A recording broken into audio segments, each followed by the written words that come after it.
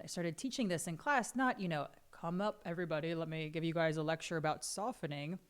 But it started to really seep into the language that I was using. I started to slow down a little bit in the movements that I was leading, in the composition of the movements that I was leading. I started finding more meaning in the pauses. I started finding more meaning in the non-pauses.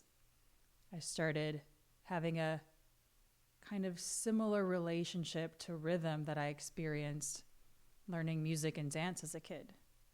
But it was not just an experience of learning something. It became a whole body, whole self, whole spirit, whole mind, whole everything experience. Not just within me, but in how I felt connected and feel connected with the world. And I know this sounds like, woo, space cadet, what's going on?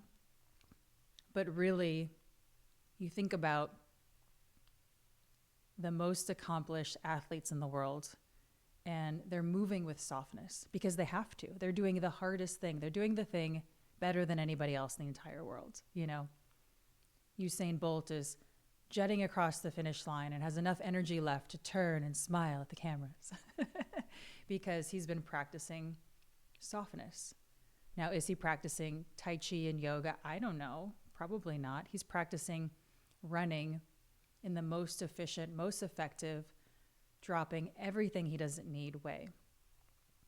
And when I started kind of talking more about this in yoga workshops and our trainings, the resistance was, okay, I can be soft when the movement is easy, but when the movement is a challenge, I need to, I just need to it a little bit.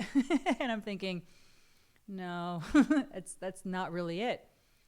But I completely understand the urge, the habit to clench everything and to try to just force something to happen. We all understand that because that's how things are rewarded in our life. That force, that just, get ahead, that, push everybody else out of the way. When really, as Ben Harper reminds us, I believe in a better way. Another question that comes up with softness is, well, is the opposite of softness strong? And is softness really slouching or resting? And again, great question. I love it, love it, love it, because the opposite of softness is not strong.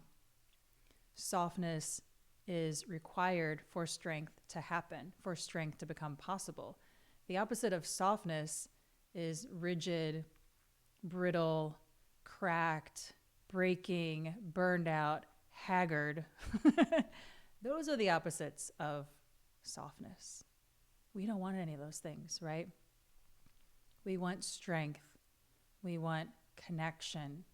We want soul connection with ourselves, with others. We want mobility. We want mindfulness. We want to be in ourselves in the most beautiful way that we can. And this is softness, harmony with ourselves and with those around us, with the world around us. And softness isn't a destination. It's a practice. It's an action. So to soften, you bend your elbows a little bit, you bend yourself, you bend everything that can bend. And then besides the mechanical practice of your physical body, there's an emotional softness. And when you soften, your breath literally moves you like a piggyback ride. Inhales, picking you up. Expanding, exhales, releasing, making you a bit more movable here.